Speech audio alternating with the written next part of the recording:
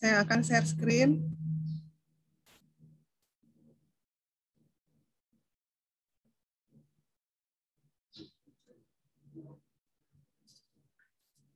Sudah terlihat ya? Sudah, Bu. Ya. Pertemuan kita kali ini tentang Islam, pertanian, pendidikan, sains, dan peradaban Islam.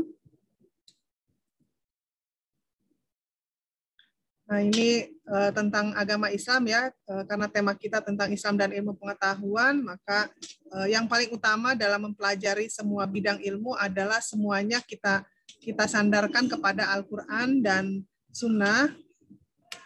Lalu Islam sebagai agama ini adalah kesejahteraan, kedamaian, kepatuhan. Jadi agama yang diwahyukan kepada Nabi Muhammad dan bersumber kepada Al-Quran dan hadis. Nah, ajaran Islam dalam kehidupan itu ada dua. Yang pertama kepercayaan, yang kedua moral. Jadi kalau kepercayaan itu ditunjukkan oleh manusia ketika mengetahui dan menyimpulkan bahwa dirinya telah mencapai kebenaran. Sedangkan moral ini adalah nilai yang cocok untuk perilaku dan baik dan buruknya. Dalam Islam itu akhlak ada tiga, yaitu akhlak kepada Tuhan, akhlak kepada sesama manusia, dan akhlak kepada lingkungan. Lalu tema yang pertama adalah tentang pertanian. Jadi pertanian itu dia ada yang diposisikan sebagai ilmu, jadi pertanian sebagai sains, kemudian pertanian sebagai bisnis, dan pertanian sebagai seni.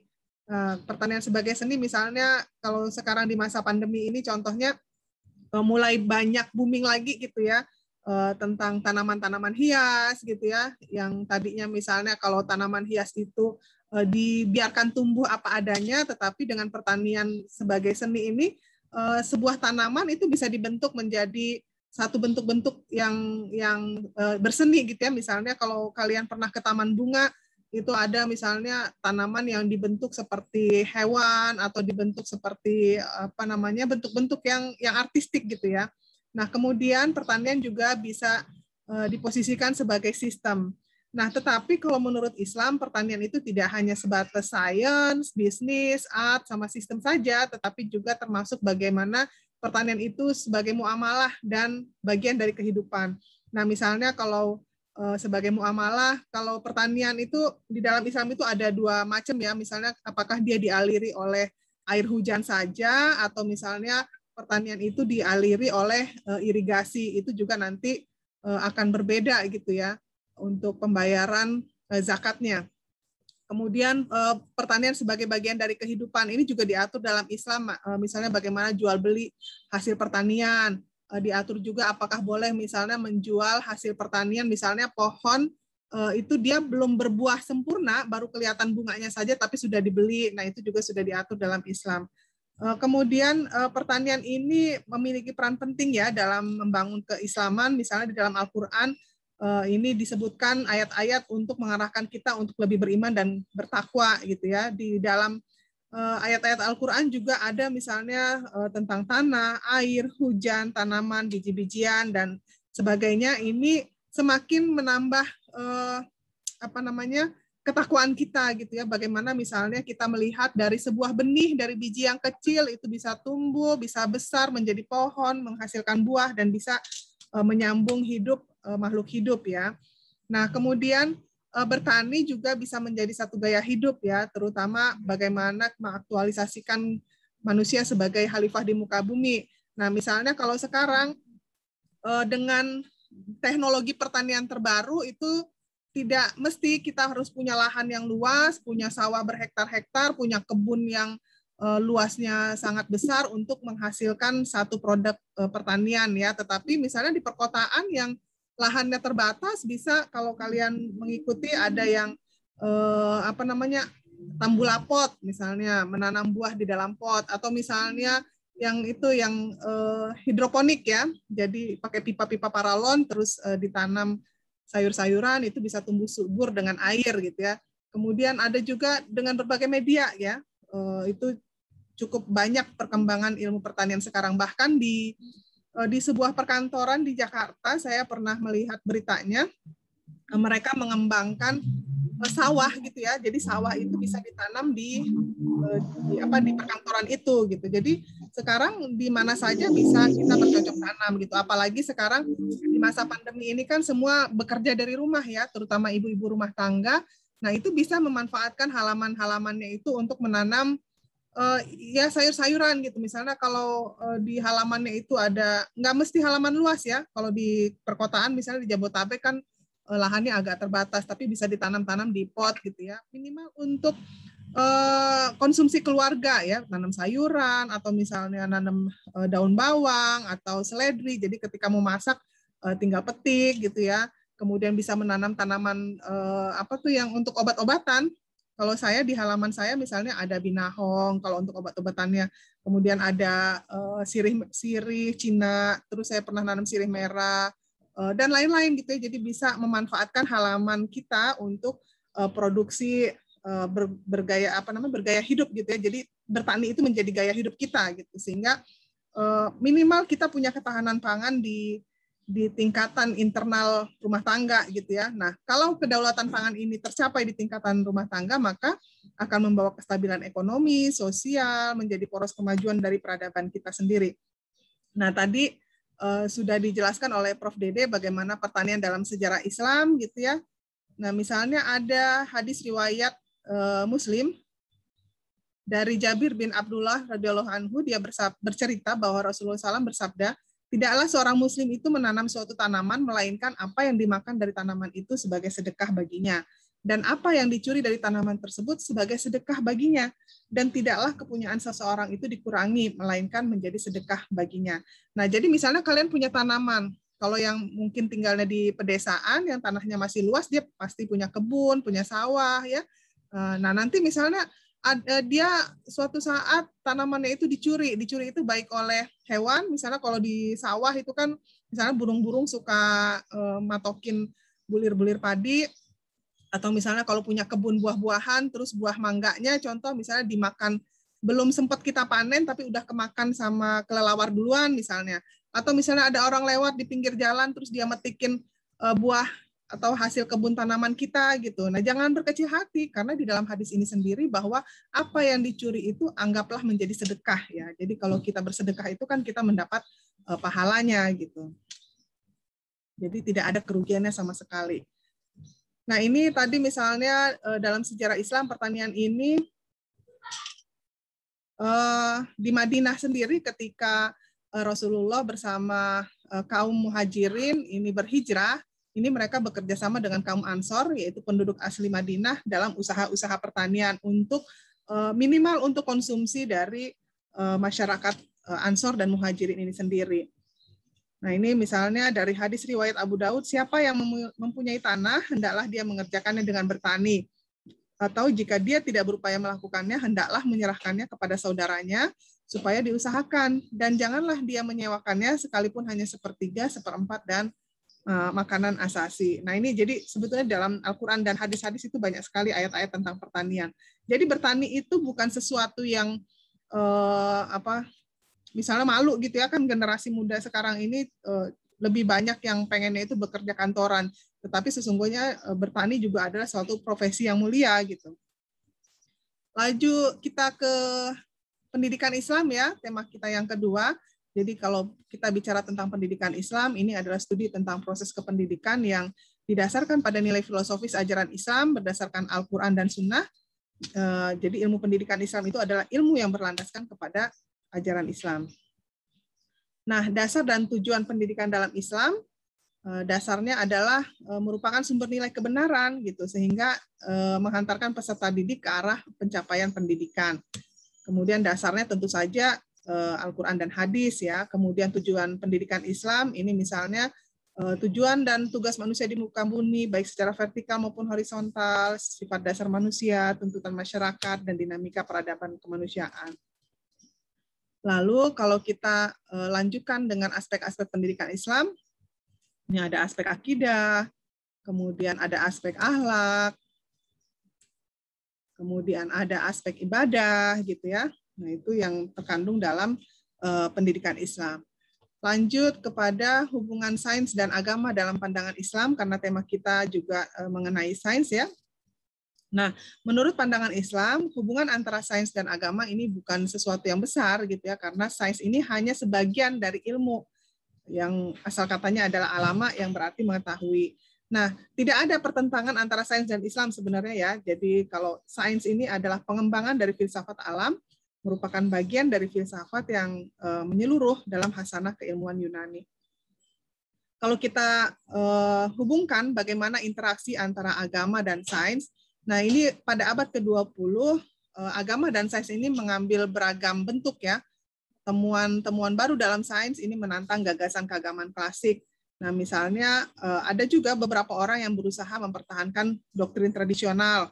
Kemudian ada juga beberapa yang meninggalkan tradisi dan beberapa bagiannya merumuskan kembali konsep keagamaan secara ilmiah. Nah, kalau kalian mengenal tokoh Albert Einstein, ini seorang ilmuwan, ini juga dia mengatakan bahwa sains itu tidak akan ada tanpa agama. Jadi menurut Albert Einstein ini, saya tidak bisa membayangkan ilmuwan sejati tanpa keilmuan mendalam. Situasi ini bisa dinyatakan dengan gambaran sains tanpa agama akan lumpuh. Jadi kalau kita menyandingkan keduanya, maka sains dan agama itu akan berjalan secara beriringan. Jadi tidak bisa dipisahkan satu sama lain. Nah, perkembangan sains ini menyebabkan umat Islam bisa lebih memahami dan meyakini keagungan Allah. Karena semakin banyak kita menemukan pengetahuan baru, maka semakin kita merasa apa yang kita pelajari ini sedikit sekali ya dibandingkan dengan ilmu Allah. Sehingga keyakinan kita ini akan bertambah gitu ya, semakin kita kalau kalian nanti belajar gitu ya, semakin kita belajar kita itu semakin merasa tidak tahu, semakin kita belajar semakin kita merasa bahwa ilmu yang sudah kita pelajari itu sepertinya sedikit sekali gitu ya, karena memang betul gitu ya, apa yang kita punya ini hanyalah seperti setitik air dibanding dengan air lautan yang sangat luas itu yang tidak terhitung itu ya. Dan semakin kita mengetahui tentang ilmu-ilmu baru tentang sains dan teknologi dan lain sebagainya, maka seharusnya kita akan menambah ketakwaan kita, menambah keyakinan kita bahwa Allah itu adalah Tuhan semesta alam yang maha agung ya, maha kuasa gitu. Nah, sementara jika sains lebih mementingkan kehidupan materialistik dan keduniaan tanpa dilandasi dengan iman, maka itu sesungguhnya tidak akan memberikan kemanfaatan kepada manusia, tetapi justru menimbulkan mudarat dan kebinasaan bagi manusia itu sendiri. Jadi, seperti seseorang yang memegang pisau, kalau pisau itu digunakan untuk memotong sayuran, itu bisa bermanfaat menghasilkan masakan yang bisa dihidangkan dan disantap oleh keluarga. Tetapi kalau pisau itu digunakan oleh orang yang berniat buruk, maka pisau itu bisa menjadi media untuk membunuh atau melukai orang gitu ya. Nah, contoh misalnya, kalau kalian belajar sejarah Islam tentang ekspansi, perluasan wilayah sejak masa peperangan pada masa Nabi Muhammad, Khulafaur Rasyidin, Bani Umayyah, Abbasiyah, kemudian 3 kerajaan besar seperti Mughal di India, ada Safawi di Persia, ada Turki Utsmani dan lain sebagainya, itu peperangan itu selalu berkembang gitu ya. Contoh misalnya kalau itu bisa kita lihat dengan kalau kalian suka nonton film-film kolosal tentang cerita masa lalu tentang kesejarahan, teknik berperang itu kan selalu berkembang. Kalau dulu misalnya kalau berperang harus face to face. Jadi rombongan penyerang itu harus datang ke lokasi, kemudian dengan alat seadanya, misalnya dengan ketapel, atau misalnya dengan panah yang di ujungnya itu dikasih racun, atau misalnya dengan panah yang di ujungnya itu anak panahnya itu dikasih api gitu ya, sehingga ketika ditembakkan atau dilesatkan anak panah itu mengenai rumah atau bangunan semi permanen saat itu ya. Kalau dahulu kan belum permanen semua gitu ya. Nah, misalnya di pedesaan gitu ya, terus ditembakkan maka akan terbakar satu kampung misalnya gitu. Nah, tapi kan mereka harus face to face. Nah, dengan kemajuan sains dan teknologi sekarang tidak harus misalnya datang ke situ, tetapi cukup misalnya dari jauh dengan rudal dari antar negara bisa gitu ya. Jadi nggak mesti harus datang ke situ. Atau misalnya dengan senjata biologis ya, misalnya menciptakan virus yang bisa membunuh ratusan bahkan ribuan manusia dalam waktu yang sekejap sehingga membunuh populasi dengan banyak gitu ya, tanpa harus bersusah payah untuk datang ke tempat musuh dan lain sebagainya. Nah, jadi tergantung gitu ya, kalau memang ilmu pengetahuan, sains dan teknologi itu digunakan untuk sesuatu yang baik, maka akan membawa kemaslahatan. Tetapi kalau digunakan niatnya untuk menghancurkan, maka menimbulkan mudarat dan kebinasaan bagi manusia. Contoh tadi pembahasan kita yang pertama misalnya tentang pertanian. Dengan teknologi bisa kita menciptakan varian-varian baru dari produk pertanian. Contoh misalnya jagung ya, tanaman jagung. Kalau dulu tanaman jagung itu satu pohon itu hanya menghasilkan misalnya satu bongkol jagung. Ya, tapi sekarang dengan misalnya ada rekayasa genetik dari satu tanaman jagung dia bisa menghasilkan minimal 2 bongkol jagung itu gitu ya. Jadi sekali panen bisa meningkatkan produksi pertanian hingga 2 kali lipat dan lebih. Kemudian misalnya rekayasa macam-macam gitu ya. Nah, itu kan hasil dari sains dan teknologi ya, dari perkembangan ilmu pengetahuan. Jadi kalau diberikan kepada orang yang tepat gitu ya, digunakan dengan tepat, maka dia akan meningkatkan kehidupan manusia, meningkatkan misalnya perekonomian. Nah, contoh misalnya di Pak Tani kita dulu kalau menanam padi dia harus mencangkul, dan itu capek sekali ya, kalau mencangkul manual itu capek banget gitu ya, terik matahari, panas hujan gitu. Nah, sekarang dengan kemajuan teknologi, cukup dengan traktor, waktu singkat, tenaga hemat, mengeluarkan biaya yang tidak banyak gitu ya, lahan yang digarap bisa lebih luas, lebih banyak gitu, dan mempersingkat waktu gitu, sehingga efektivitasnya itu betul-betul terjamin gitu ya, meningkatkan banyak sumber daya, meningkatkan ekonomi dan lain sebagainya. Nah, itu contoh bahwa perkembangan sains ini ada dua cabang gitu ya, tergantung. Kalau dia digunakan untuk kebaikan, maka akan meningkatkan taraf kehidupan manusia gitu. Tapi sebaliknya kalau digunakan untuk hal yang tidak baik, maka akan membawa kehancuran gitu. Nah, mudah-mudahan kita termasuk golongan yang memanfaatkan sains untuk kemaslahatan manusia. Lalu kalau kita bicara tadi tentang bagaimana kedudukan Islam sebagai agama, misalnya Islam ini sebagai pedoman hidup ya, dan Islam ini adalah sebagai rahmat bagi seluruh alam. Nah, kita tadi karena makalah terakhir ini atau tema terakhir adalah tentang sains dan peradaban ya, kalau nggak salah. Nah, jadi Islam ini sebagai peradaban, dalam ajaran Islam ini ada aspek hablum minallah dan hablum minannas. Jadi implikasi hubungan antara manusia dengan Tuhan gitu ya, bagaimana hubungan manusia antar manusia gitu. Kalau mau dikasih contoh ya, banyak sekali peradaban-peradaban Islam di berbagai belahan dunia yang terlihat. Mudah-mudahan suatu waktu di lain kesempatan kita semua diberikan kesehatan, kemudian kita murah rezeki, jadi bisa berkunjung ke beberapa negara yang akan saya contohkan ini. Nah, misalnya peradaban Islam yang paling terkenal sampai sekarang misalnya di Mekah. Nah, Mekah ini awalnya adalah pusat peradaban jahiliyah ya. Dulu itu ada paganisme, penyembahan berhala gitu ya. Nah, tetapi seiring dengan perkembangan ajaran Islam yang dibawa oleh Nabi Muhammad SAW, kota Mekah ini sampai sekarang menjadi kota suci umat Islam. Juga menjadi pusat kajian ilmu-ilmu keagamaan, khususnya ilmu hadis dan fikih. Lalu ada kota Madinah. Nah, di Madinah Al-Munawwarah ini adalah kota pusat kebudayaan Islam di Arab. Jadi Madinah ini juga pusat ilmu pengetahuan dan pusat perjuangan Nabi ya dalam menegakkan agama Islam, sehingga menjadi salah satu pusat peradaban Islam. Lalu kita mengenal ada Baghdad. Nah, Baghdad ini pernah menjadi pusat peradaban tertinggi di dunia. Pada masa Abbasiyah, Baghdad ini menjadi ada salah satu akademi sekolah tinggi yang dikenal dengan perguruan An-Nizamiyah. Lalu Kairo, Mesir. Di Mesir ini sampai sekarang yang terkenal kampusnya kampus Al-Azhar ya. Ini sudah sudah ribuan tahun itu Al-Azhar itu, sudah 1000-an tahun lebih. Nah, ini nama Al-Azhar itu diambil dari Al-Zahra, julukan Fatimiyah, putri Nabi Muhammad. Dan Kairo ini merupakan satu-satunya pusat peradaban Islam yang selamat dari serangan Mongol pada saat itu, sehingga Kairo menjadi salah satu peradaban Islam yang terpenting. Lalu ada kota Damaskus di Syria. Di Damaskus ini ada masjid yang megah dan agung, dibangun pada masa Khalifah Al-Walid bin Abdul Malik. Waktu itu membangunnya itu mendatangkan 12.000 ahli tukang dari Romawi. Kemudian ini ada di Persia. Jadi di Persia ini ada namanya Isfahan.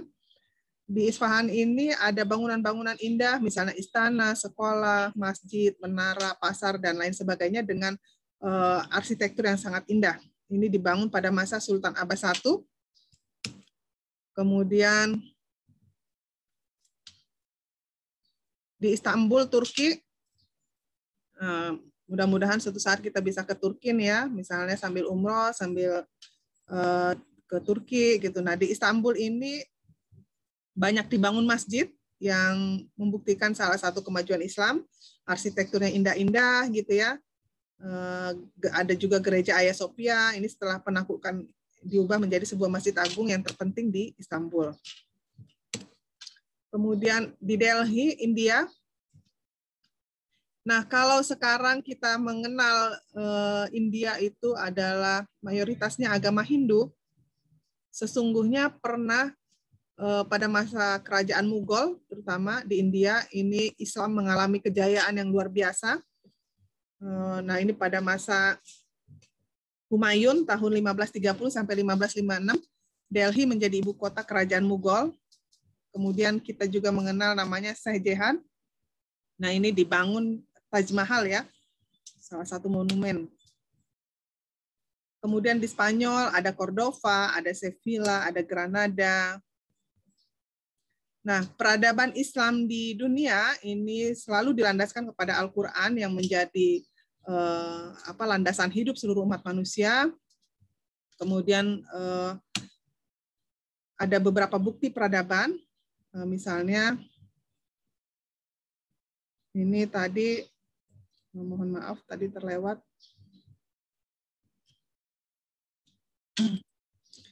Yang pertama di bidang politik, ini salah satu sumbangan Islam ya bagi peradaban di dunia.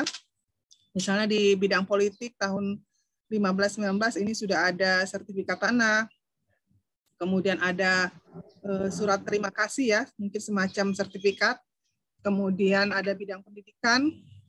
Jadi pada masa ini tahun 940 Masehi itu sudah ada perpustakaan, auditorium, observatorium, dan beberapa fasilitas pendidikan lainnya. Kemudian di bidang sosial, ini misalnya sudah ada Darut Dakik, gudang tepung gitu ya. Ini ini menjadi lumbung ya, lumbung makanan. Kemudian ada juga kebijakan untuk tunanetra atau penyandang cacat ya, untuk menetapkan kebijakan bagi tunanetra ini. Kemudian di bidang kesehatan, nah ini pada masa Bani Ibnu Tulun di Mesir ini sudah memiliki masjid dengan tempat cuci tangan ya. Kalau sekarang di masa pandemi ini di semua masjid atau di semua fasilitas umum itu harus ada fasilitas untuk cuci tangan. Nah, ini sejak zaman Ibnu Tulun di Mesir ini sudah ada tempat cuci tangannya. Sudah ada lemari untuk menyimpan minuman dan obat, dan ada tenaga ahli kesehatannya untuk memberikan kesehatan gratis. Nah, ini juga di masa Bani Umayyah ini sudah ada pelayanan kesehatan. Di Abbasiyah begitu juga, dan bahkan sudah punya rumah sakit keliling ya. Kalau sekarang juga ada nih semacam puskesmas keliling, itu saya pernah lihat mobil-mobil kesehatan. Jadi untuk menjangkau wilayah pedesaan misalnya yang tidak ada layanan akses kesehatan, maka ada mobil puskesmas keliling untuk memberikan layanan kesehatan. Nah, ini sudah ada ternyata pada masa Abbasiyah. Kemudian bukti peradaban lainnya di bidang ilmu kedokteran, ini contohnya saja ya, sebenarnya banyak ya tokoh-tokoh kedokteran. Misalnya ada buku kedokteran pertama yang ditulis oleh ini Ibnu Sina dan lain sebagainya. Kemudian ada ilmu astronomi, ada tokohnya Al-Farabi gitu ya. Kemudian banyak sekali ini contoh-contohnya. Dan bahkan pada waktu di masa ini di Hulagu sudah ada observatorium ya di kota Maraga. Nah, itu yang bisa saya sampaikan. Hari ini adalah perkuliahan terakhir kita. Mudah-mudahan semua ilmu yang sudah kita pelajari, kita peroleh di bangku kuliah, khususnya untuk mata kuliah Islam dan ilmu pengetahuan ini bisa kita serap dengan baik, berkah, bermanfaat ilmunya, bermanfaat untuk kita sendiri dan bermanfaat untuk masyarakat di sekitar kita. Baik teman-teman, mungkin itu yang bisa saya sampaikan.